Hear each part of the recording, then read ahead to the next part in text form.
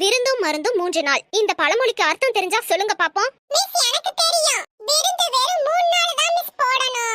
விருந்து மாச கணக்குல போட்டா வீட்டுக்கு வரவங்க சாப்பிட்டு நம்ம வீட்லயே இருந்துட்டு போவாங்க. அப்புறம் கப்பு தானே. வீட்ல விருந்தாளிக இருந்தா எதுக்கு கப் அடிக்குது? புரியலையே. அடே மடையா, விருந்தாளிக வீட்ல இருந்தா ஓ வந்தாண்டா கப்பு மேன், கப்பு கப்பு கப்பு கப்பு. அததான் சொல்றியா? ஆமா புரிஞ்சுக்கிட்டேன். பழமொழியவே அசிங்கப்படுத்துறானே. மிஸ், கடவுளுக்கே விருந்து வெறும் 3 நாளைக்கு தான் கொடுப்போம். கடவுளுக்கா? ஆமா மிஸ். பிள்ளையாரு அவர் பாட்டுக்கு கடையில உட்கார்ந்திருக்காரு. அவரை போய் காசு கொடுத்து வீட்டுக்கு கூட்டிட்டு வந்து 3 நாள் பலகாரம் சுட்டு விருந்து போடுறாங்க.